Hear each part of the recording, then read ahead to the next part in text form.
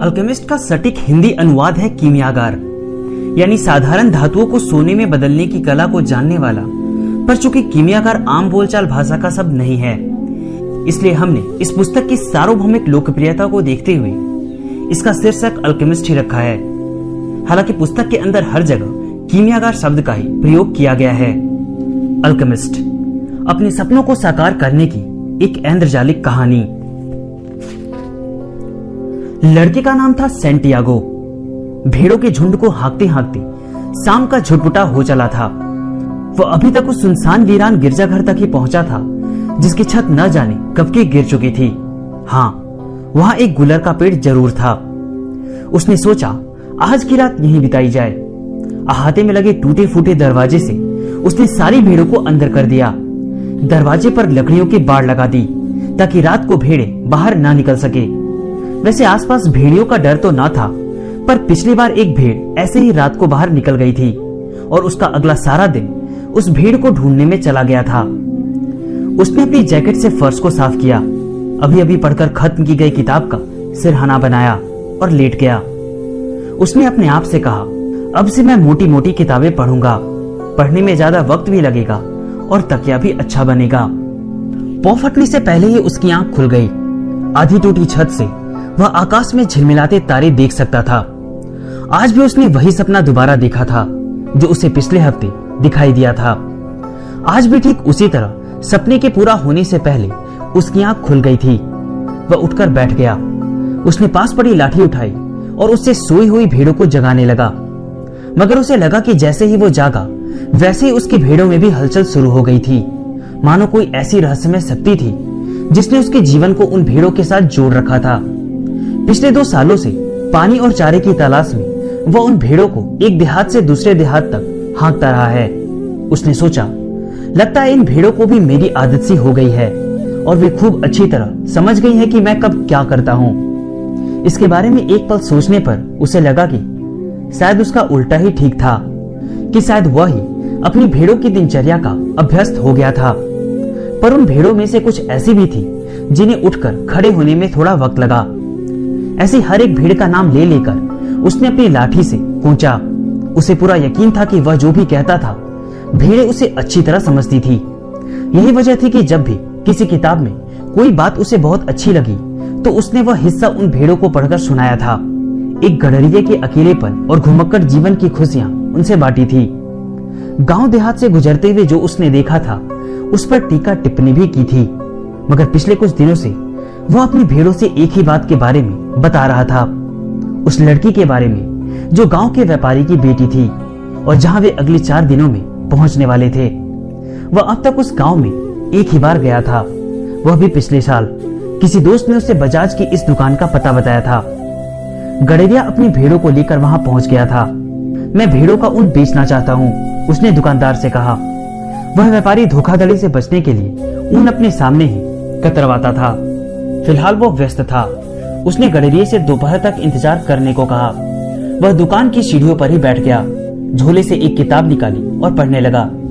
मुझे नहीं मालूम था गडरिये पढ़ना भी जानते हैं। पीछे से एक लड़की की आवाज आई। उसने पलटकर देखा। लड़की अंडलूसिया प्रदेश के अप्रतिम सौंदर्य की प्रतिमूर्ति थी। काले लंबे लहराते बाल और आंखों में किसी मूरिस विजेता सी चमक। वैसे मैं किताबों के बजाय अपनी भेड़ों से ज्यादा सीखता हूँ, उसने जवाब दिया। और फिर वे दोनों करीब 2 घंटे तक बातें करते रहे। इस दौरान लड़की ने बताया कि वह उसी व्यापारी की बेटी है।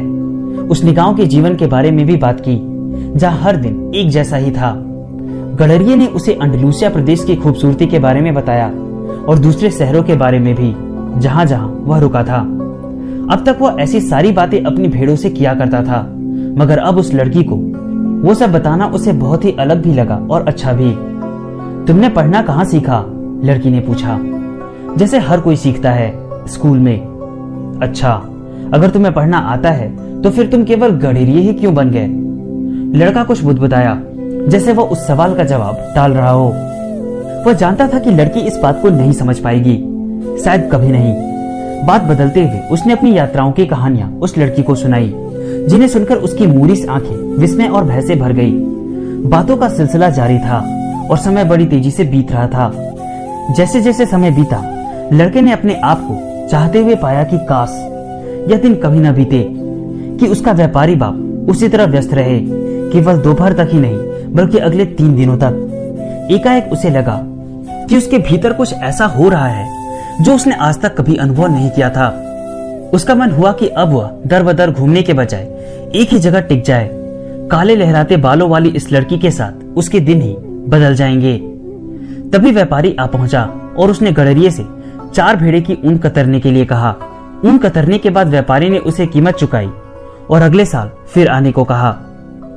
और अब केवल 4 दिन ही बचे थे, वह फिर उसी गांव में होगा। वह बहुत उत्तेजित था और साथ ही आशंकित भी।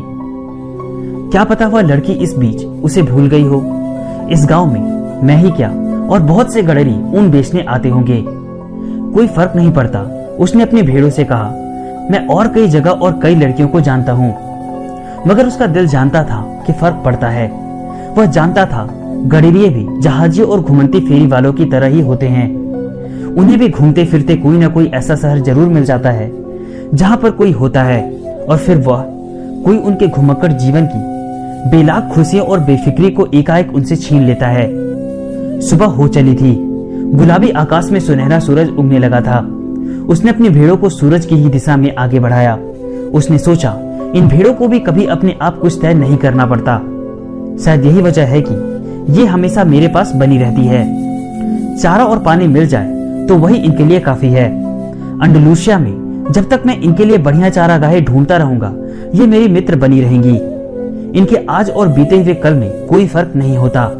सारे दिन एक जैसे हैं, सूरज निकलने से लेकर डूबने तक वही अंतहीन समय। इन्होंने कभी कोई किताब भी तो नहीं पढ़ी। मैं जब भी किसी शहर के बारे में इनसे बात करता हूँ तो ये कितना समझ पाती है। इन्हें तो बस चारा और पानी चाहिए, ये उसी में खुश है। बदले में इनके सारी ऊन उतार लो, इन्हें कोई ऐतराज नहीं। इसके अलावा इसका साथ और कभी कभार इनका गोश्त। अगर आज मैं राक्षस बन जाऊं और एक एक करके इन्हें मारने लगूं, तो इन्हें तब तक कुछ पता नहीं चलेगा जब तक लगभग पूरे रिवर की हत्या न हो चुकी हो। ये मुझ पर भरोसा करती है, अपनी सहज बुद्धि पर नहीं, क्योंकि मैं इनका पोषण करता हूँ। लड़के को अपनी ही सोच पर आश्चर्य हुआ। लगता है उस गिरजे और गूलर के आसपास किसी भूत का निवास है। तभी तो उसने वही सपना दोबारा देखा और शायद तभी उसे अपनी संगी साथी भेड़ों पर गुस्सा आया। रात खाने के बाद थोड़ी मदिरा बची थी। उसने एक घुट उसका पिया और अपनी जैकेट उठा ली। उसे मालूम था थोड़ी ही देर में सूरज ऊपर चढ़ जाएगा और तब गर्मी के मारे भेड़ों को इस खुले मैदान में हाँकना मुश्किल हो जाएगा। पूरे स्पेन में गर्मी से बचने के लिए सभी लोग दिन में सो जाते हैं। यह गर्मी तो रात तक ऐसी ही बनी रहेगी और उसे अपने कंधों पर जैकेट का फालतू बोझ ढोना पड़ेगा। तभी उसे ध्यान आया कि इस जैकेट की वजह से ही तो वह भोर की सर्दी झेल पाया था। हमें किसी भी परिवर्तन के लिए तैयार रहना चाहिए। ऐसा सोचते ही उसे जैकेट का बोझ कम और उसकी गर्माहट अच्छी लगने लगी। जैकेट का एक उद्देश्य था और उस लड़की का भी। उसका उद्देश्य था जीवन भर घूमना।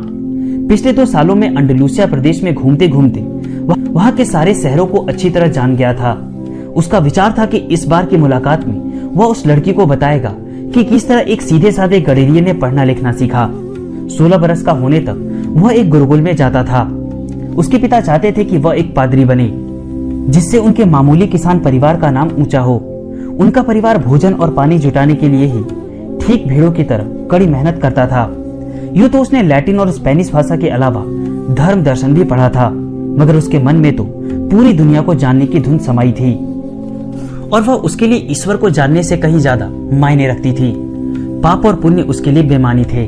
एक दिन जब वह गुरुकुल से लौटा तो उसने साहस बटोरकर अपने पिता से कह ही डाला कि उसका मन पादरी बनने को कतई तैयार नहीं है।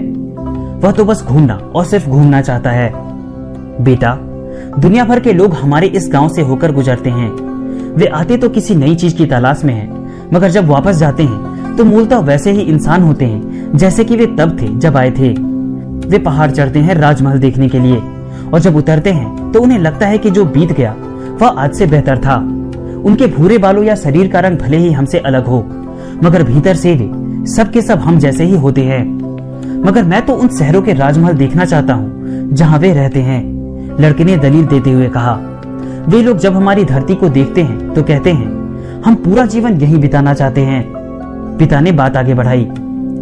वह तो ठीक है, मगर मैं उनकी धरती देखना चाहता हूँ और यह भी देखना चाहता हूँ कि वे कैसे रहते हैं, लड़का बोला। जो लोग यहाँ आए वे धनी थे। घूमने फिरने और खर्च करने के लिए उनके पास बहुत सारे पैसे थे, मगर हम जैसों में से कोई घूमना फिरना चाहता है तो उसका एक ही तरीका है कि वह गडरिया बन जाए। पिता ने लड़की को समझाया। तब यही सही, मैं गडरिया ही बनूंगा, लड़के ने बड़े निश्चय भरे शब्दों में कहा। उसके पिता ने आगे कुछ नहीं कहा। अगले दिन एक बटुए में सोने के 3 पुराने स्पेनिश सिक्के डालकर उसने अपने बेटे को थमा दिए। मुझे एक दिन ये खेत में पड़े मिले थे, ये सिक्के ही मैं तुम्हें विरासत में देता, पर चलो अब तुम इनसे कुछ भेड़ें खरीद लो और निकल पड़ो चारागाहों की तलाश में। मगर एक बात मैं तुम्हें बता दूं, एक दिन तुम भी यही कहोगे कि अपनी धरती और यहाँ की औरतें ही दुनिया भर में सबसे ज्यादा सुंदर हैं। पिता ने बेटे को आशीर्वाद देते हुए कहा।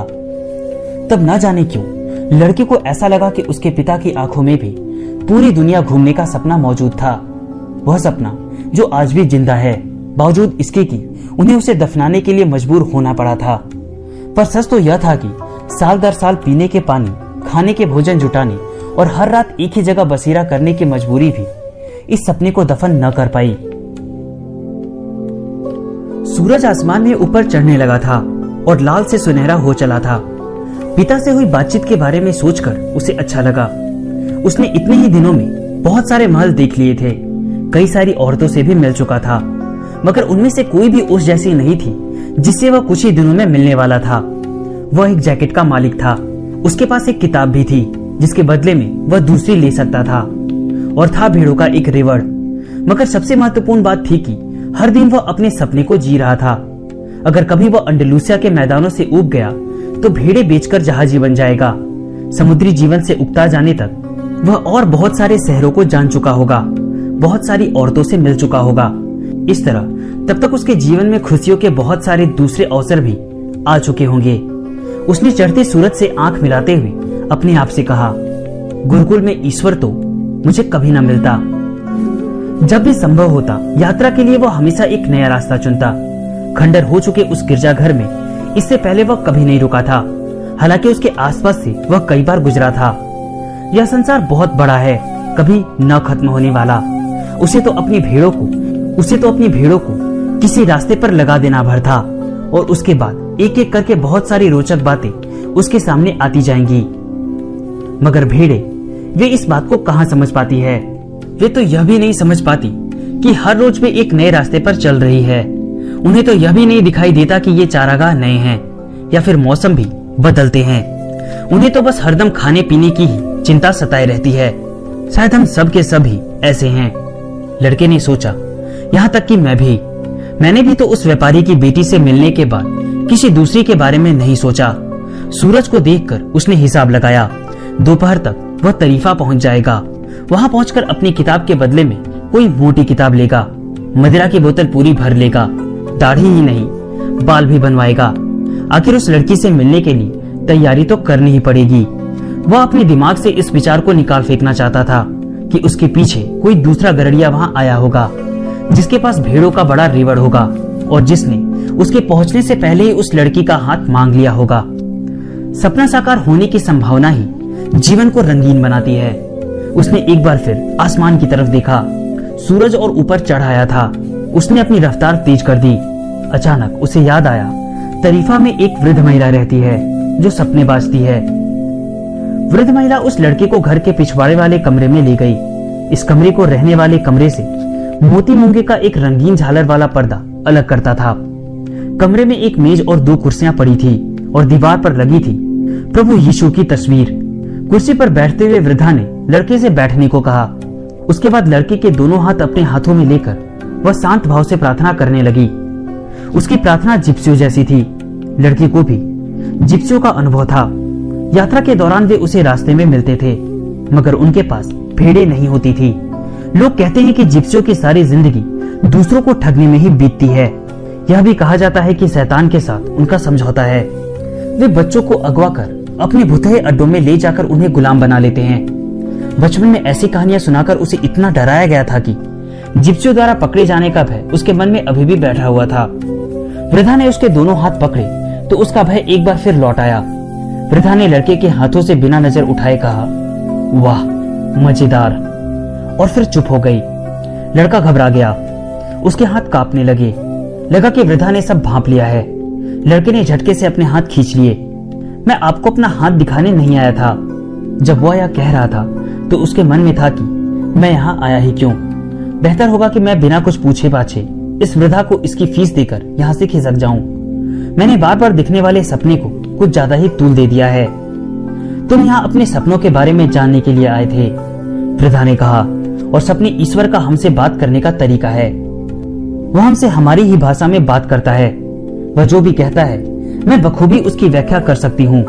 हाँ, अगर उसकी बातचीत सीधे तुम्हारी आत्मा से हो तो फिर उसे केवल तुम ही समझ सकते हो। बहरहाल जो भी हो, तुम्हें राय देने की मैं अपनी फीस लूंगी। लड़के को लगा यह भी इसकी एक चाल है। कोई बात नहीं, यह भी सही। एक गड़रिये के जीवन में खूंखार भेड़ियों और भूखे चारागाहों से निपटने के अवसर तो आते ही रहते हैं, और उन्हीं से आती है उसके जीवन में कुछ नवीनता, कुछ उत्तेजना। मैंने इस सपने को 2 बार देखा है, उसने कहा। मैंने देखा मैं अपनी भेड़ों के साथ एक मैदान में हूँ, तभी एक बच्ची वहां आती है और मेरी भेड़ों से खेलने लगती है। मुझे ऐसा पसंद नहीं है क्योंकि भेड़ों को अपरिचितों से डर लगता है, मगर पता नहीं क्यों बच्चे हमेशा भेड़ों के साथ उन्हें डराए बगैर खूब खेल लेते हैं। जानवरों को आदमी की उम्र का अंदाजा कैसे हो जाता है। मुझे अपने सपने के बारे में जरा विस्तार से बताओ, वृद्धा ने कहा। मुझे खाना भी पकाना है, और फिर तुम्हारे पास कोई ज्यादा पैसे तो होंगे नहीं, इसलिए मैं तुम्हें बहुत समय नहीं दे सकती। वह बच्ची बहुत देर तक मेरी भेड़ों के साथ खेलती रही। उसने सपने को आगे बढ़ाया, हालांकि वृद्धा की बात उसे अच्छी नहीं लगी थी। और फिर एकाएक उस बच्ची ने मेरे दोनों हाथ थाम लिए और मुझे पिरामिडों के देश मिस्र ले गई। कुछ क्षणों के लिए वह चुप हो गया, यह भापने के लिए कि उस वृद्धा को मिस्र की पिरामिडों के बारे में कुछ मालूम भी है या नहीं। लेकिन वृद्धा खामोश रही। फिर मिस्र के पिरामिडों में लड़के ने इन शब्दों को रुक रुक कर कहा ताकि वृद्ध औरत उसकी बात समझ सके। उस बच्ची ने मुझसे कहा, तुम यहाँ आए हो तो तुम्हें यहाँ छिपा खजाना मिलेगा। और फिर जैसे ही वो मुझे उस छिपे हुए खजाने को दिखाने जा रही थी, मेरी आंख खुल गई। दोनों बार ऐसा ही हुआ। वृद्धा कुछ देर खामोश रही, फिर उसने लड़के के दोनों हाथों को ध्यान से देखा। मैं अभी तुमसे कोई पैसे नहीं लूंगी, उसने लड़के से कहा, मगर खजाना मिल जाए तो उसका 10वां हिस्सा तुम मुझे दे देना। लड़का हंसा, खुश भी हुआ कि जो भी थोड़े बहुत पैसे उसके पास हैं, वो इस छिपे खजाने वाले सपने के कारण इस वृद्धा से बच जाएंगे। इस सपने का क्या मतलब हो सकता है, यह तो बताओ। बताऊंगी, मगर पहले तुम कसम खाओ कि जो मैं तुम्हें बताऊंगी उसके बदले में तुम मुझे खजाने का 10वां भाग दोगे। गड़रिये ने कसम खाई। ऐसे नहीं, प्रभु यीशु को देखकर फिर कसम खाओ। तो सुनो, सांसारिक भाषा में यह एक सपना है, वृद्धा ने कहा। मैं इसकी व्याख्या भी कर सकती हूँ, जो बहुत मुश्किल है। इस वजह से खजाने के एक भाग पर मेरा अधिकार बनता है। मैं ऐसा सोचती हूँ कि तुम्हें पिरामिडों के देश मिस्र जरूर जाना चाहिए। मैंने उनके बारे में कभी सुना तो नहीं, मगर चूंकि एक बच्ची ने उन पिरामिडों को तुम्हें दिखाया है तो वे जरूर होंगे। वहां तुम्हें खजाना जरूर मिलेगा और तुम एक बहुत अमीर आदमी बन जाओगे। लड़के को थोड़ा आश्चर्य हुआ, चिड़चिड़ाहट भी हुई। इस सब के लिए तो मैं इस औरत को ढूंढता हुआ यहाँ नहीं आया था। पर तभी उसे ध्यान आया कि इस सब के लिए अब उसे एक भी पैसा खर्च नहीं करना पड़ेगा। केवल यह जानने के लिए मुझे अपना वक्त बर्बाद करने की जरूरत नहीं थी। उसने कहा, मैंने तो तुमसे पहले ही कहा था, तुम्हारे सपने की व्याख्या करना जरा मुश्किल है। बहुत साधारण से दिखने वाली चीजें ही हमारे जीवन में असाधारण होती है, मगर इस बात को अक्लमंद लोग ही समझ पाते हैं। मैं अक्लमंद नहीं हूँ, इसलिए मुझे दूसरी कलाएं सीखनी पड़ी, जैसे हाथ देखने की कला वगैरह। अच्छा यह बताओ, मैं मिस्र कैसे पहुंचूंगा? मैं तो केवल सपने बाजती हूँ, उन्हें कैसे सच करना है यह मैं नहीं जानती। तभी तो मुझे अपनी बेटियों पर निर्भर रहना पड़ता है, और मैं कभी मिस्र पहुंचा ही नहीं तो तुम मुझे कुछ भी मत देना। वैसे भी ऐसा कोई पहली बार थोड़ी ही होगा। वृद्धा ने यह कहते हुए कि उसका बहुत समय खराब हो गया है, लड़के से जाने के लिए कहा। लड़के को घोर निराशा हुई। वह अब कभी सपनों पर यकीन नहीं करेगा। उसे याद आया कि उसे तो अभी बहुत से काम निपटाने हैं। वह बाजार गया और वहां कुछ खाया, फिर अपनी किताब को एक ज्यादा मोटी किताब से बदला। चौक में एक बेंच पर बैठकर खरीदी मदिरा को चक्कर देखा। दिन गर्म था और मदिरा ताजगी भरी। उसकी भेड़ें शहर के बाहरी फाटक के पास उसके एक दोस्त के तबेले में थी। इस शहर में वह बहुत से लोगों को जानता था। यही बात उसे अपने घुमक्कड़ जीवन की तरफ आकर्षित करती थी। उसे नित नए दोस्त बनाने का अवसर मिलता था, ऐसे दोस्त जिनके साथ उसे अपना सारा वक्त गुजारने की जरूरत नहीं थी। जब भी कोई व्यक्ति उन्हीं लोगों को हर रोज देखता है, जैसा कि गुरुकुल में रोज होता था, तो वे हमारे व्यक्तिगत जीवन का अभिन्न अंग बन जाते हैं और तब वे अपने अनुसार आप में बदलाव लाना चाहते हैं। अगर ऐसा नहीं होता, यानी आप अपने को उनकी इच्छाओं के अनुसार नहीं ढालते, तो वे नाराज हो जाते हैं। हर आदमी यह तो जानता है कि दूसरों को अपना जीवन कैसे बिताना चाहिए, मगर खुद जीवन कैसे जिया जाए यह उसे मालूम नहीं होता। सूरज थोड़ा नीचे उतर आए तो मैदान के रास्ते वह अपनी भेड़ों को लेकर उस गांव की तरफ चल देगा और आज से 3 दिनों के बाद वह उस व्यापारी की बेटी के साथ होगा।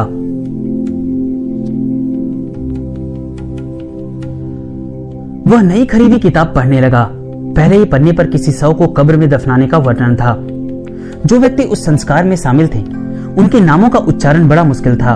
अगर उसने कभी कोई किताब लिखी तो वह एक बार में ही एक व्यक्ति का परिचय देगा, ताकि पाठक बहुत सारे नामों को एक साथ याद करने के लिए मजबूर न हो। थोड़ी देर बाद जब उसने एकाग्रचित होकर पढ़ना शुरू किया तो उसे वह किताब बढ़िया लगने लगी। शव संस्कार वाले दिन बर्फ गिर रही थी।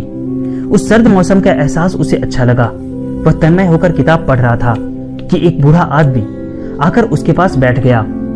चौक पर चलते लोगों की तरफ देखकर उस बूढ़े ने बात शुरू करते हुए पूछा, ये लोग क्या कर रहे हैं? काम कर रहे हैं, उसने बेरुखी से कहा, कुछ इस तरह की जैसे वह किताब में डूबा हो। पर असल में उस वक्त वह उस व्यापारी की बेटी के सामने अपनी भेड़ों की ऊन कतरने के बारे में सोच रहा था, ताकि वह लड़की खुद देख सके कि उसे मुश्किल काम भी करने आते हैं। न जाने कितनी बार मन ही मन वह इस दृश्य की कल्पना कर चुका था। हर बार जब वह बताता कि भेड़ का ऊन पीछे से आगे की ओर इस तरह काटा जाता है, तो कल्पना में ही वह देखता कि लड़की मंत्रमुग्ध होकर उसे निहार रही है। ऊन कतरते हुए सुनाने के लिए उसने कुछ अच्छी कहानियां भी याद करने की कोशिश की। उन कहानियों में से ज्यादातर तो उसने किताबों में से ही पढ़ी थी, मगर वह उन्हें सुनाता इस तरह था कि जैसे वे उसके अपने अनुभव से उपजी हो। वह लड़की इस बात को कभी नहीं पकड़ पाएगी, क्योंकि उसे तो पढ़ना आता ही नहीं। वह इन्हीं ख्यालों में डूबा था, मगर उधर वह बूढ़ा था कि उससे बातचीत शुरू करने के लिए बेचैन था। उस बूढ़े ने लड़के को बताया कि वह बहुत थका हुआ है, उसे प्यास भी लगी है, और पूछा कि क्या वह उसकी मदिरा में से 2 घूंट पी सकता है। लड़के ने मदिरा की बोतल उसकी ओर बढ़ा दी, यह सोचकर कि चलो यह 2 घूंट मदिरा पी लेगा तो इससे छुटकारा तो मिलेगा। मगर बूढ़ा तो उससे बात करने पर अमादा था। उसने लड़के से पूछा कि वह कौन सी किताब पढ़ रहा है। लड़के का मन तो चाहा कि वह बूढ़े को डांट दे और दूसरी बेंच पर जा बैठे, मगर उसके पिता ने हमेशा बड़ों का आदर करना सिखाया था। उसने किताब उस बूढ़े के सामने कर दी। उसके 2 कारण थे। एक तो यह कि वह स्वयं उस किताब के शीर्षक का उच्चारण करने में असमर्थ था, और दूसरा यह कि अगर उस बूढ़े को भी पढ़ना न आता होगा तो वह खुद इस शर्म से उठकर दूसरी बेंच पर चला जाएगा। कहते हुए बूढ़े ने किताब को इस तरह उल्टा पलटा जैसे वह कोई अजीबोगरीब वस्तु हो। यह तो महत्वपूर्ण पर बहुत बेचैन कर देने वाली पुस्तक है, बूढ़े ने कहा। लड़का सत्ते में आ गया। तो इस बूढ़े को पढ़ना आता है और वह इस किताब को शायद पढ़ भी चुका है। अगर उस किताब को पढ़कर सचमुच मन बेचैन होता है तो अभी भी समय था। वह उस किताब को बदलकर कोई और किताब ले सकता था। इस किताब में भी तकरीबन वही कुछ कहा गया है जो दुनिया की और किताबों में कहा गया है, बूढ़े ने अपनी बात पूरी करते हुए आगे कहा।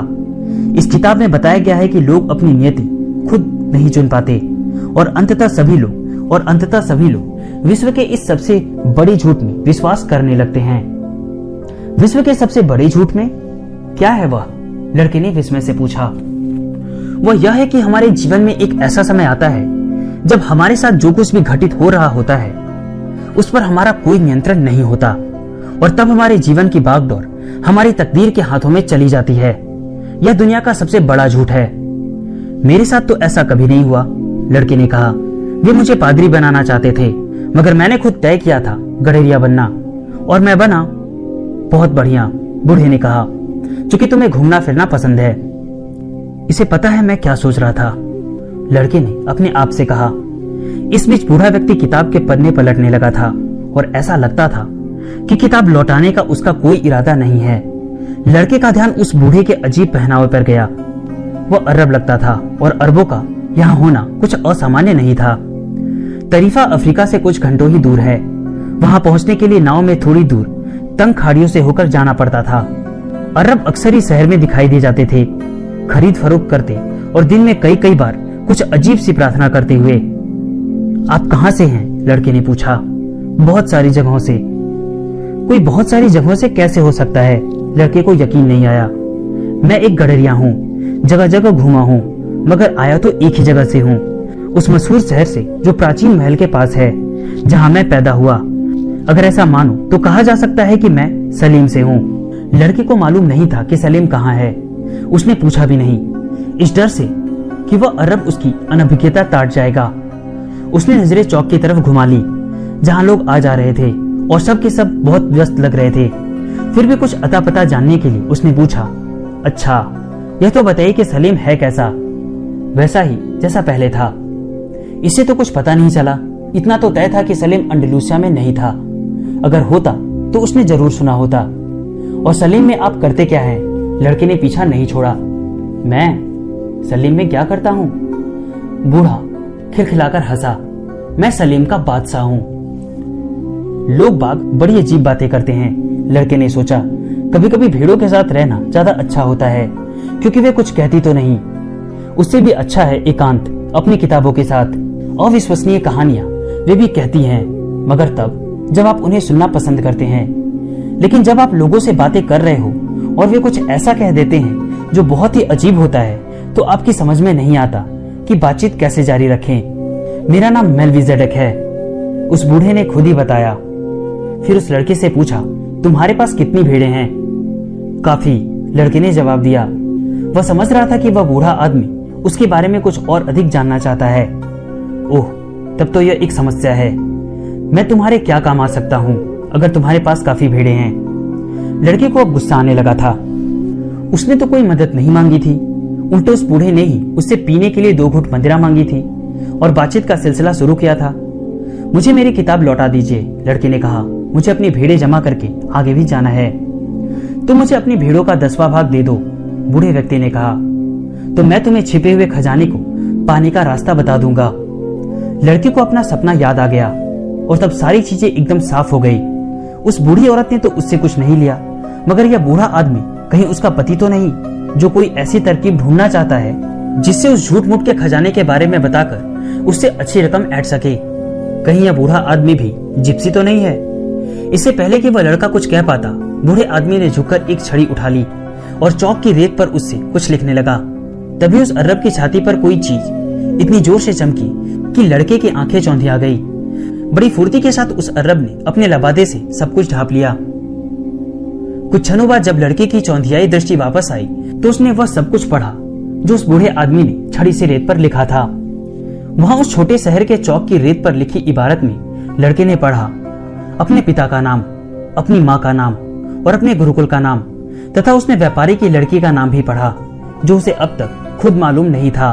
और उसने पढ़ा वह सब जो उसने कभी किसी से कहा ही नहीं था, केवल सोचा था। इस बूढ़े आदमी ने कहा था, मैं सलीम का बादशाह हूँ। आश्चर्य है, एक बादशाह होकर आप मुझ गडरिये से बात कर रहे हैं। भय और विस्मय से भरे लड़के ने उस अरब से कहा, इसके कई कारण हो सकते हैं। यूं कहें कि सबसे महत्वपूर्ण बात यह है कि तुमने अपनी नियति खोज ली है। लड़के को नहीं मालूम था कि किसी व्यक्ति की नियति क्या होती है, वही जिसे तुम हमेशा से पाना चाहते थे। हर नौजवान जानता है कि उसकी नियति क्या है। जीवन के इस पड़ाव पर सब चीजें साफ होती है और सब कुछ संभव होता है। सपने देखने से डर नहीं लगता, वह सब पाने की उत्कंठा होती है जो वो अपने जीवन में घटित होते हुए देखना चाहता है। मगर ज्यों-ज्यों समय गुजरता है, एक अजीब सी विस्मयकारी ताकत उसे यकीन दिलाने लगती है, नहीं, यह सब असंभव है, तुम अपनी नियति नहीं पा सकते। वह बूढ़ा जो कह रहा था उसे बड़ा उटपटांग लगा, मगर फिर भी वह जानना चाहता था कि नियति को तय करने वाली वह अजीब सी ताकत क्या चीज है।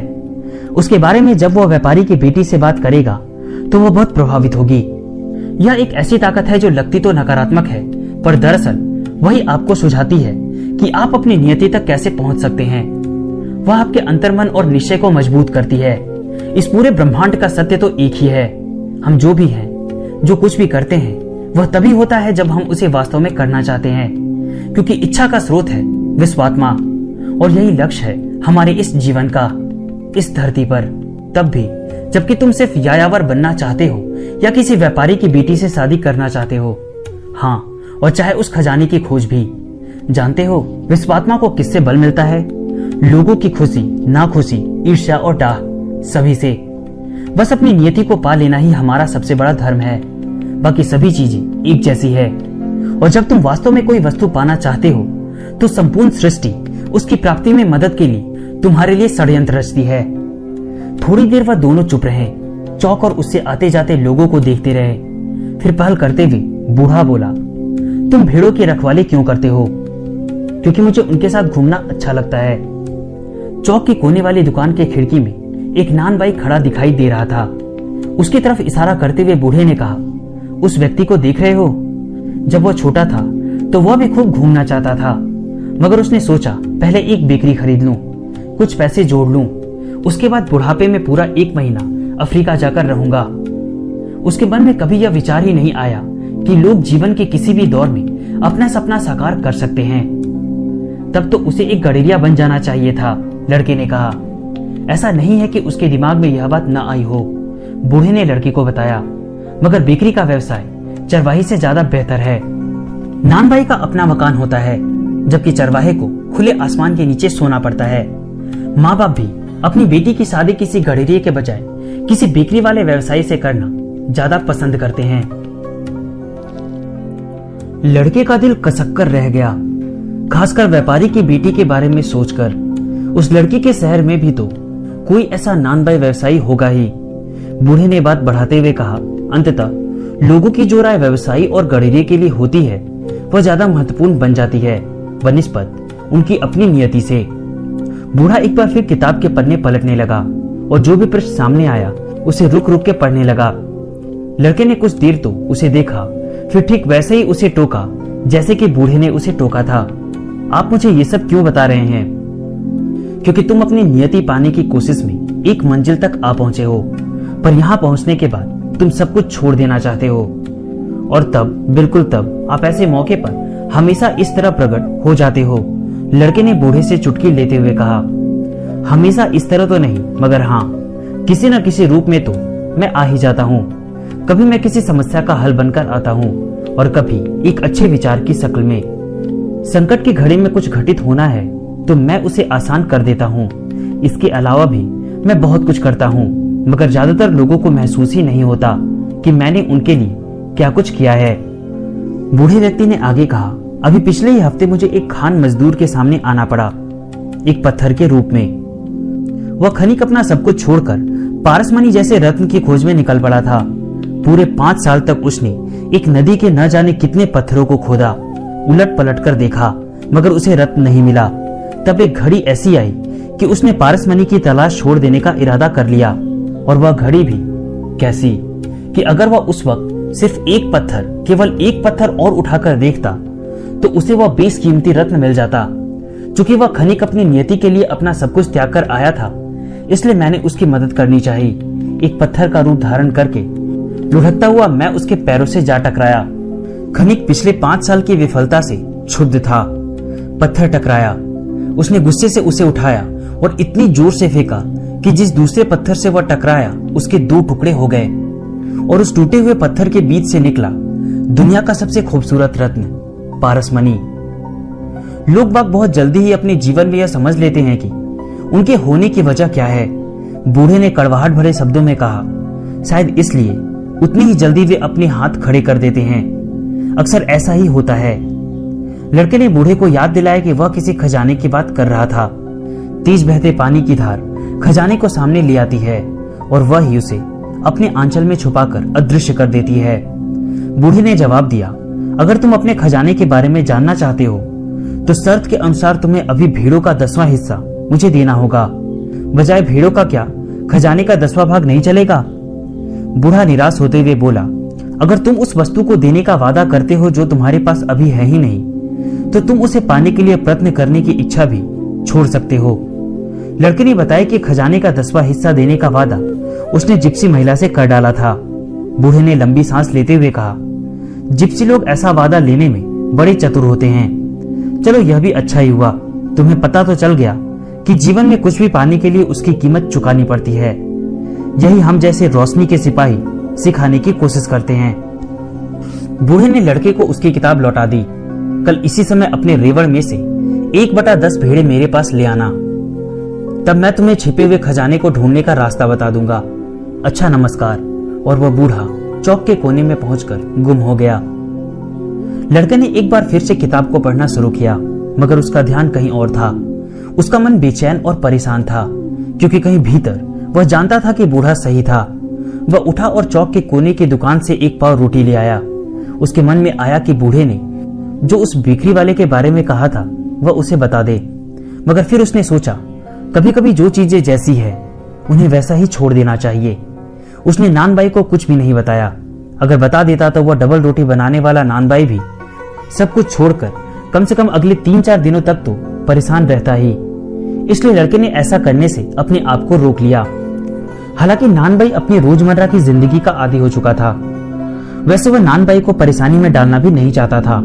फिर वह उठा और शहर में यूं ही घूमने लगा और उसने अपने आप को शहर के फाटक के पास खड़ा पाया। वहां एक छोटी सी इमारत थी जिसमें एक खिड़की थी, जहां से लोग अफ्रीका जाने के लिए टिकट खरीद रहे थे। उसे मालूम था मिस्र अफ्रीका में है। क्या मैं आपकी मदद कर सकता हूँ? जी बताइए, कहाँ का? खिड़की के पीछे से टिकट वाले ने पूछा। शायद कल बताऊंगा, कहता हुआ वह खिड़की से पीछे हट गया। अगर वह अपनी एक ही भेड़ बेच दे तो खाड़ी के उस किनारे पहुंच जाएगा। वह यह सोचकर ही डर गया। एक और सनकी। टिकट वाले ने अपने साथी से कहा, किराए के लिए उसके पास पूरे पैसे भी नहीं हैं। टिकट खिड़की के पास खड़े खड़े उसे अपनी भेड़ें याद आई और उसने निश्चय कर लिया कि वो गडरिया ही बना रहेगा। पिछले 2 सालों में इस क्षेत्र में उसने बहुत कुछ सीख लिया था, जैसे कि भेड़ों का ऊन कैसे उतारा जाता है, गर्भवती भेड़ की देखरेख कैसे की जाती है और भेड़ों को भेड़िए से बचाकर कैसे रखा जाता है। अंडलूसिया प्रदेश के सारे चारागाहों के बारे में वह बहुत अच्छी तरह से जान गया था। उसे यह भी मालूम चल गया था कि उसकी एक भेड़ की क्या उचित कीमत है। उसने तय किया कि वह अपने दोस्त के तबेले पर जाने के लिए सबसे लंबे रास्ते से जाएगा। जब वह शहर की 4 दीवारी के पास से गुजरा तो थोड़ा रुक गया। वह एक ऊंचे पत्थर पर चढ़ गया जो दीवार की ऊंचाई के बराबर था। वहां से दूर बसे अफ्रीका को वह अच्छी तरह देख सकता था। किसी ने उसे कभी बताया था कि मूर लोगों ने वहीं से आकर पूरी स्पेन पर कब्जा कर लिया था। इस ऊंचे पत्थर पर बैठकर वह पूरे शहर को देख सकता था। उसे वह चौक भी दिखाई दे रहा था जहां बैठकर उसने बूढ़े से बात की थी। बुरा हो उस घड़ी का जब मैं उस बूढ़े से मिला। उसने सोचा वह तो शहर के भीतर केवल इसलिए आया था कि सपने बांचने वाली उस औरत से मिल सके। लेकिन न वह बुढ़िया और न ही वह बूढ़ा यह जानकर खुश हुए कि वह एक गडरिया है। वे बड़े एकाकी लोग थे जिन्हें किसी बात में रुचि नहीं थी और न ही वे अनुभव कर सकते थे कि एक गडरिये को अपनी भेड़ों से कितना लगाव हो सकता है। उसे अपनी एक एक भेड़ के बारे में बहुत अच्छी तरह से पता था। कौन लंगड़ी है, कौन 2 महीने बाद बच्चा जनने वाली है और कौन सबसे ज्यादा सुस्त है। उसे मालूम था कि कौन सी भेड़ ऊन उतारने लायक हो गई है, किसे जिबा करना है और किस तरह। अगर उसने भेड़ों का साथ छोड़ दिया तो वे बेचारी कहाँ जाएंगी, कितनी तकलीफ होगी उन्हें। हवा के झोंके तेज हो चले थे। उसे पुरवाई के बारे में मालूम था। इसी पुरवाई हवा के सहारे तो आक्रामक मोर भूमध्य सागर के पूर्वी किनारे से यहाँ आए थे। हवा में और तेजी आ गई। उसका दिमाग बड़ी तेजी से चलने लगा। एक तरफ है खजाना और दूसरी तरफ भेड़े, और इस सब के बीच उसे इन दोनों में से किसी एक को चुनना होगा। एक वह जो उसके पास है और दूसरा वह जो वह पाना चाहता है। उधर वह व्यापारी की लड़की भी थी, लेकिन उसकी अहमियत भेड़ों के बराबर नहीं थी, क्योंकि वह लड़की भेड़ों की तरह उस पर पूरी तरह निर्भर नहीं थी। उस लड़की को तो शायद उसकी याद भी न हो। उसे क्या याद होगा कि वह उससे किस दिन मिला था।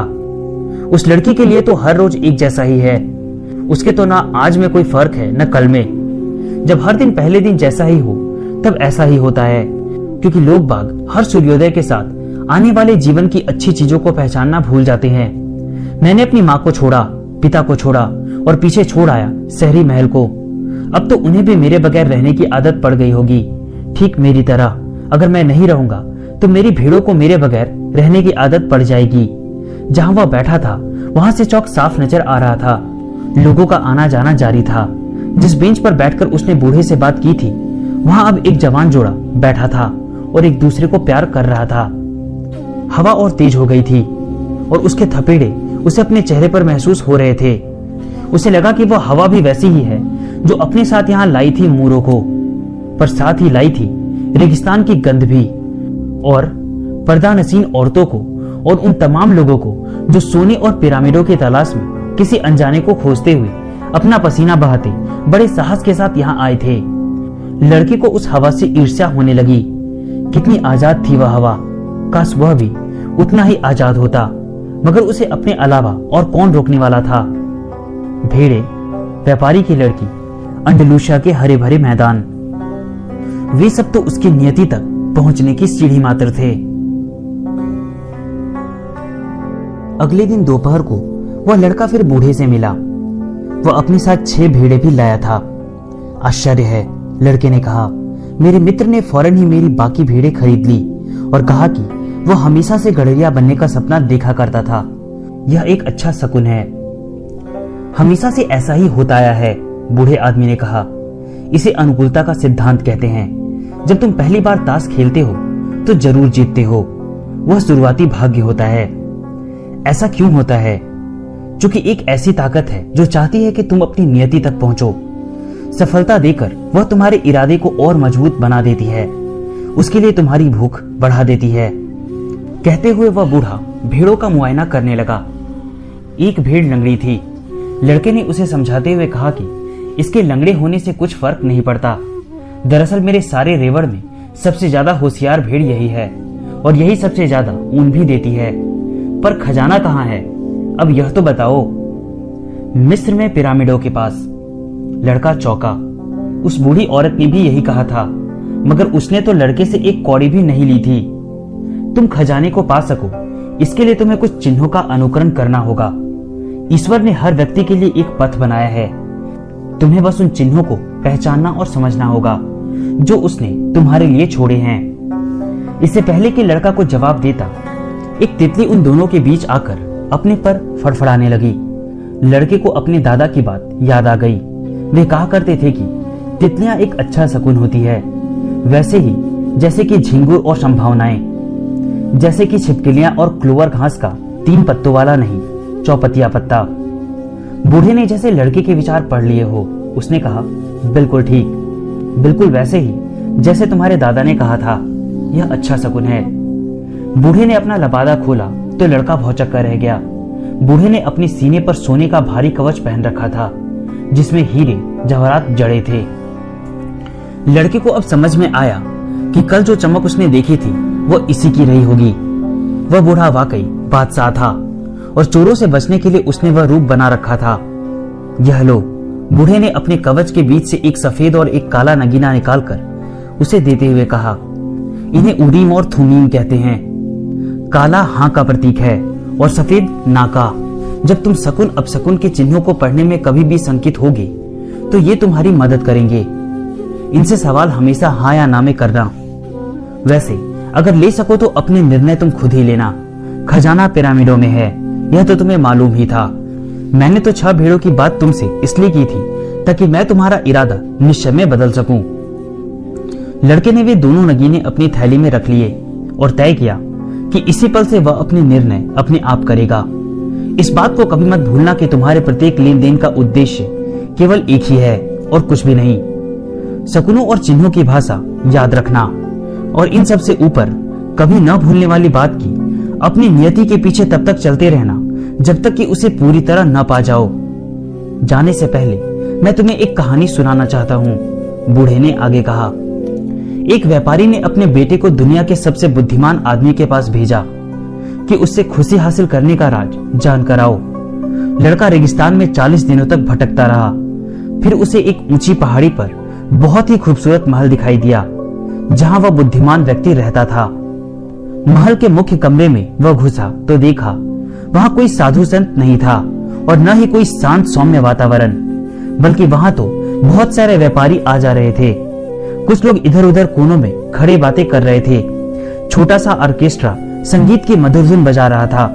बीच में पड़ी मेज पर दुनिया के उस देश का बेहतरीन और लजीज खाना सजा हुआ था।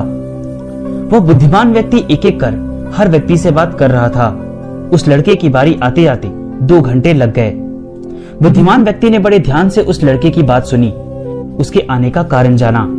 फिर उसने कहा कि अभी तो उसके पास समय नहीं है। अगर वह खुशियां पाने का राज जानना ही चाहता है तो 2 घंटे बाद उसके पास आए, तब तक वह चाहे तो महल में घूम फिर सकता है। फिर उसने कहा, इस बीच मैं चाहता हूं कि तुम एक काम करो।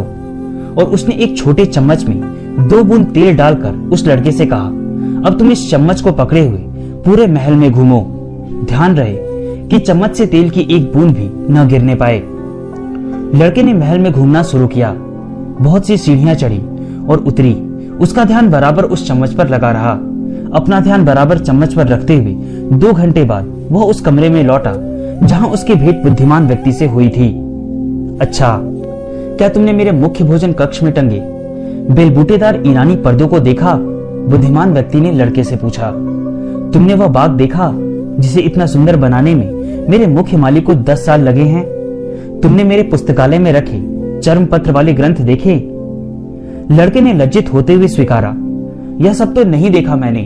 मेरा ध्यान तो बराबर इसी पर लगा रहा कि चम्मच से तेल की एक बूंद भी जमीन पर न गिरने पाए।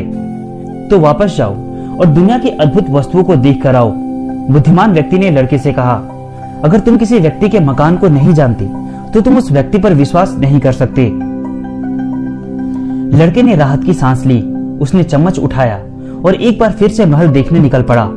इस बार उसने छत और दीवारों पर बनी सुंदरतम कलाकृतियों को देखा, बाग बगीचे देखे, चारों तरफ फैले पहाड़ देखे, फूलों की खूबसूरती देखी। सारी चीजें बड़े करीने और सुरुचि के साथ संजोई गई थी।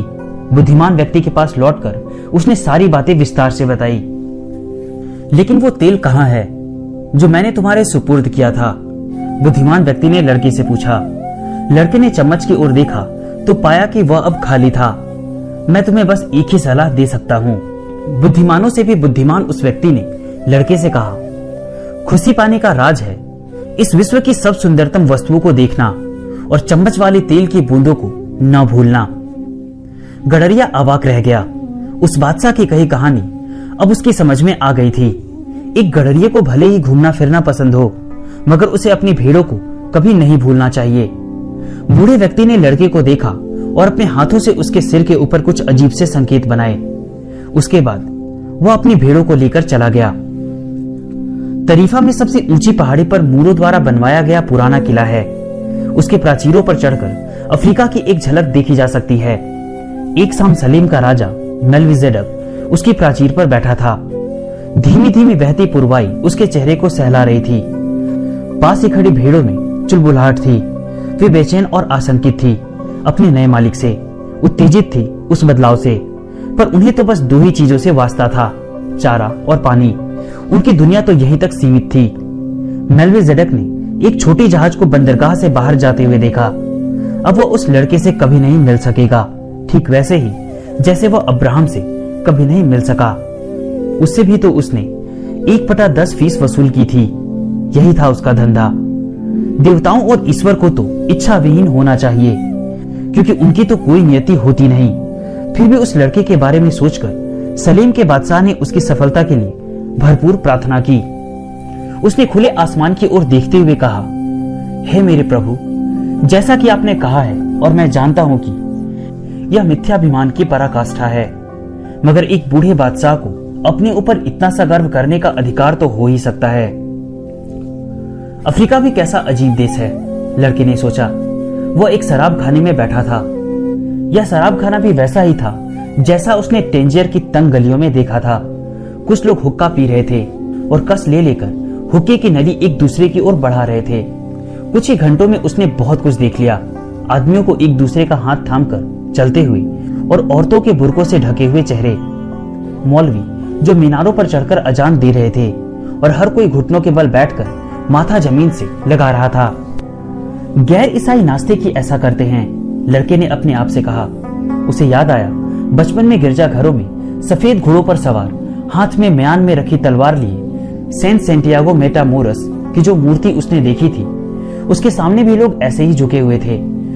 उसका जी घबराने लगा और वह अपने आप को एकदम अकेला महसूस करने लगा और उसे लगा कि नास्तिक लोग उसे घूर रहे हैं। इन लोगों को देखने से ही लगता था कि इनके मन में कोई पाप छिपा है। इसके अलावा अफरा तफरी में एक बात तो उसके ध्यान से उतर ही गई। केवल एक बात ऐसी जो उसको खजाने तक पहुंचाने में देरी का कारण बन सकती थी। वह थी कि इस देश में केवल अरबी ही बोली जाती है। शराब खाने का मालिक उस लड़के के पास आया तो लड़के ने उसी पेय की फरमाइश की जो बगल की मेज वाले पी रहे थे। पीने पर पता चला कि अरे यह तो कड़वी चाय है। उसका मन तो मदिरा पीने का था, लेकिन अभी के लिए चिंता का यह विषय नहीं था। चिंता तो उसे खजाने की करनी थी और उस तक कैसे पहुंचा जाए इसकी। भेड़ों की बिक्री से उसके पास काफी पैसा आ गया था। वह जानता था पैसे में बड़ा जादू होता है। पैसा हो तो आदमी कभी अकेला नहीं रहता। थोड़े ही दिनों में वह पिरामिडों में होगा। रत्न जड़ित स्वर्ण कवच वाला वह वृद्ध बादशाह अपने हिस्से की केवल 6 भेड़ों के लिए झूठ नहीं बोलेगा। खाड़ी पार करते हुए उस बूढ़े द्वारा बताए संकेतों और शकुनों का ध्यान उसे आया था। हाँ, उस बूढ़े को पता था कि वह क्या बोल रहा है। अंडलूसिया के मैदानों को पार करते समय उस लड़के ने सीख लिया था कि जमीन और आसमान को देखकर कैसे तय किया जाता है कि उसे कौन सा रास्ता अपनाना चाहिए। एक खास चिड़िया की चहचहाट सुनकर उसे पता लग जाता था कि कोई जहरीला सांप कहीं आसपास ही है। किसी खास तरह की झाड़ी देखकर वह भाप लेता था कि इस इलाके में पानी जरूर मिलेगा। यह सब उसने अपनी भेड़ों से ही सीखा था। उसने सोचा अगर ईश्वर भेड़ों को रास्ता दिखा सकता है तो आदमी को क्यों नहीं। यह सोचकर उसका जी हल्का हो गया। चाय की कड़वाहट कुछ कम हो गई। तुम कौन हो? स्पेनी भाषा में किसी ने उससे पूछा। लड़के को सुकून मिला। वह चिन्हों शकुनों के बारे में ही सोच रहा था और कोई प्रकट हो गया। अरे, आप स्पेनी भाषा में कैसे बोल लेते हैं? लड़के ने पूछा। तो उस नौजवान ने, जिसने यूं तो पाश्चात्य पोशाक पहन रखी थी मगर उसके शरीर का रंग इस शहर वालों जैसा ही था। उसकी उम्र और कद लगभग उसी के समान था। यहाँ हर कोई स्पेनी भाषा ही बोलता है। स्पेन यहाँ से 2 घंटे की दूरी पर है। बैठो, मैं तुम्हारे पीने के लिए कुछ मंगवाता हूँ। लड़के ने कहा, मैं भी थोड़ी शराब लेना चाहूंगा। मुझे यह चाय बिल्कुल पसंद नहीं आई। इस देश में कोई शराब नहीं मिलती, नवयुवक ने जवाब देते हुए कहा। यहाँ के धर्म में शराब पीना हराम है। लड़के ने शराब की बात छोड़कर उस नवयुवक से अपनी पिरामिड जाने की बात कही। उसकी जबान पर खजाने की बात आ ही गई थी कि उसने अपने आप को रोक लिया। अगर खजाने की बात वह उस अरबी युवक को बता देता तो हो सकता था कि वह भी बदले में कुछ मांग लेता। उसे बूढ़े बादशाह की बात याद आ गई। जो चीज तुम्हारे पास अभी है ही नहीं, उसे देने या बांटने का सवाल कहाँ उठता है। मैं चाहूंगा कि तुम मुझे पिरामिडों तक ले चलो। अगर तुम मेरे लिए गाइड बनना चाहो तो मैं उसके लिए भरपूर मेहनताना भी दूंगा। तुम्हें मालूम है वहां पहुंचने के लिए क्या क्या करना पड़ता है? नवयुवक ने लड़के से सवाल किया। लड़के को तभी अनुभव हुआ कि इस बीच शराब खाने का मालिक उनके पास खड़ा होकर उनकी बातें सुनने लगा था। उसे थोड़ा अटपटा लगा, लेकिन उसे एक गाइड मिल गया था जिसकी मदद से पिरामिडों तक पहुंचने का मौका वह गंवाना नहीं चाहता था। तुम्हें पूरा सहारा रेगिस्तान पार करना पड़ेगा, नवयुवक ने लड़के से कहा, और इसके लिए काफी पैसों की जरूरत पड़ेगी। कितना पैसा है तुम्हारे पास? लड़के को उसका सवाल अजीब लगा, लेकिन तभी उसे बूढ़े बादशाह की नसीहत याद आ गई कि जब तुम सचमुच किसी चीज को पाना चाहते हो तो संपूर्ण सृष्टि उसकी प्राप्ति में मदद के लिए तुम्हारे लिए षड्यंत्र रचती है। उसने अपने थैले से पैसे निकालकर नवयुवक को दिखाए। पास खड़े शराब खाने के मालिक ने भी उन्हें देखा। मालिक और नवयुवक ने आपस में अरबी भाषा में कुछ बात की, जिसमें शराब खाने के मालिक और उस नौजवान के बीच तू तू मैं भी हो गई। चलो यहाँ से कहीं बाहर चलते हैं, नवयुवक बोला। शराब खाने का मालिक नहीं चाहता कि हम यहाँ बैठे। लड़के की जान में जान आई। वो बिल चुकाने के लिए खड़ा ही हुआ था कि मालिक ने उसे रोक लिया और नाराजगी भरे स्वरों में कुछ तेज तेज बोलने लगा। वैसे लड़का भी तगड़ा था। उसका मन तो हुआ कि वह ईंट का जवाब पत्थर से दे दे, पर फिर चुप रह गया, यह सोचकर कि इस समय वह विदेश में है। उसके नए दोस्त ने मालिक को परे कर दिया और लड़के को अपने साथ शराब खाने से बाहर खींच ले गया। उसकी निगाह तुम्हारे पैसों पर थी, नवयुवक ने लड़के से कहा। यह टेंजियर पूरे अफ्रीका से भिन्न है। यह एक बंदरगाह है और हर बंदरगाह में तरह तरह के ठग होते हैं। लड़के ने अपने नए दोस्त की बात मान ली। उस नवयुवक ने ही तो उसे शराब खाने की उस मुसीबत से बचाया था। लड़के ने पैसे निकालकर गिने। हम कल तक पिरामिडों में होंगे, नवयुवक ने कहा। अब हमें 2 ऊंट खरीदने होंगे। अब वे दोनों टेंजर की तंग गलियों से गुजर रहे थे। दोनों तरफ तरह तरह की दुकानें थी। वे चलते चलते बाजार के चौक में पहुंच गए। हजारों लोग वहां खरीदारी कर रहे थे, मोल भाव कर रहे थे। हर तरफ का सामान खरीदा और बेचा जा रहा था। सब्जियों से लेकर चाकू छुरों तक, काली तंबाकू और बहुत से सामान। लड़के ने 1 मिनट के लिए भी अपनी दृष्टि उस नवयुवक से नहीं हटाई। हटाता भी कैसे? उसका सारा पैसा उस नवयुवक के पास जो था। उसके मन में आया कि वह अपना पैसा उस नवयुवक से वापस मांग ले। नहीं, शायद ऐसा करना गैर दोस्ताना हरकत होगी। उसे इस जगह के रस्मों रिवाज के बारे में कोई भी जानकारी नहीं थी। मैं उस पर निगाह रखूंगा, उसने अपने आप से कहा। वैसे भी उस नवयुवक से वह ज्यादा तगड़ा था। एकाएक उस सारी घपल चौथ के बीच उसे एक ऐसी खूबसूरत तलवार दिखाई दी जैसी इससे पहले उसने कभी नहीं देखी थी। मयान चांदी जड़ी थी, मूठ स्याह काले हीरे जवाहरातों की चमक से जगमगा रही थी। लड़के ने स्वयं से वादा किया कि जब वह मिस्र से लौटेगा तो इस तलवार को जरूर खरीदेगा। जरा दुकान से पता करो इस तलवार की कीमत कितनी होगी, उसने अपने दोस्त से कहा। तब उसे ध्यान आया कि तलवार देखने के चक्कर में उसकी नजरें कुछ समय के लिए नवयुवक पर से हट गई थी। उसका दिल धक से रह गया। वह नजरें घुमाकर उस तरफ देखना नहीं चाहता था, क्योंकि उसे एहसास हो गया कि देखेगा भी तो पाएगा क्या। वह यूं ही कुछ और पलों तक तलवार देखता रहा। फिर हिम्मत जुटाकर उसने गर्दन घुमाई। उसके चारों तरफ बाजार था, लोगों की भीड़ थी, शोर शराबा था और तरह तरह के अजीबोगरीब खानों की खुशबू थी। मगर उसका नया साथी कहीं नहीं था। वह अपने मन को भरोसा दिलाना चाहता था कि उसका साथी चंपत नहीं हुआ है और यहीं कहीं आसपास ही होगा। उसके इंतजार में वह वहीं रुक गया। इस दौरान एक मौलवी मीनार पर चढ़ गया। उसने अजान दी और फिर सारे लोग घुटनों के बल बैठकर नमाज पढ़ने लगे। फिर कामकाजी चीटों की टोली की तरह दुकानें समेटकर चलते बने। सूरज ने भी चलने की ठानी। लड़का डूबते हुए सूरज को तब तक देखता रहा जब तक कि वह चौक के सफेद मकानों के पीछे नहीं छुप गया। उसने सोचा, आज सुबह जब सूरज उगा था तो जैसे वह किसी दूसरे महाद्वीप में था। तब तक वह एक गड़िया था जिसके पास अपनी 60 भेड़ें थी और उसे एक लड़की से मिलने का बेसब्री से इंतजार था। जाने पहचाने मैदानों से गुजरते हुए उसे सब मालूम था कि जो उसके साथ घटित होने वाला था। मगर अब जबकि सूरज डूब रहा था, वह किसी दूसरे देश में है, एक अनजानी जगह में, एक अनजान व्यक्ति जहां की भाषा भी वह नहीं जानता। अब तो वह गडरिया भी नहीं रह गया था, न ही उसके पास कुछ बचा था। उसके पास तो इतने पैसे भी नहीं थे कि वह वापस जाकर एक बार फिर से अपना जीवन शुरू कर सके। सब कुछ सूर्योदय और सूर्यास्त के बीच घटित हो गया। लड़के ने सोचा। उसे अपने आप पर तरस आया, साथ ही पछतावा भी हुआ कि एक ही झटके में जिंदगी का सब कुछ इस कदर बदल गया। उसे अपने आप पर शर्म आई। उसका मन हुआ कि रो ले। अपनी भेड़ों के सामने उसे आज तक कभी रुलाई नहीं आई थी, मगर अब चौक बाजार खाली था। वह अपने घर से बहुत दूर था, इसलिए वह अपनी रुलाई न रोक सका। वह फूट फूट कर रोने लगा। क्या ईश्वर का यही इंसाफ है? क्या अपने सपनों में विश्वास करने वाले व्यक्तियों को वह यही सिला देता है? जब मेरे पास भेड़ें थी तो मैं कितना खुश था। चारों तरफ खुशियां बांटता था। लोग मुझे देखकर खुश होते थे और मेरा स्वागत करते थे। मगर अब मैं दुखी हूँ, अकेला हूँ। एक खुश मिजाज आदमी के बजाय कटु और शक्की इंसान बनने जा रहा हूँ, महज इसलिए कि एक आदमी ने मुझे धोखा दिया। मुझे उन लोगों से भी नफरत हो जाएगी जो अपना खजाना पाने में सफल रहे, चूंकि मैं खजाना ढूंढ सकने में विफल रहा।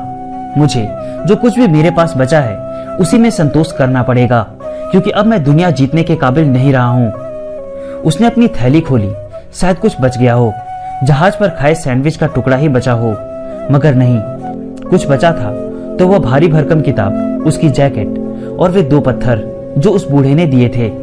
उन 2 पत्थरों को देखकर न जाने क्यों उसे थोड़ी राहत महसूस हुई। इन्हें उसने नगीना माना था और इन्हीं 2 पत्थरों के बदले में उसने 6 भेड़ें गंवाई थी।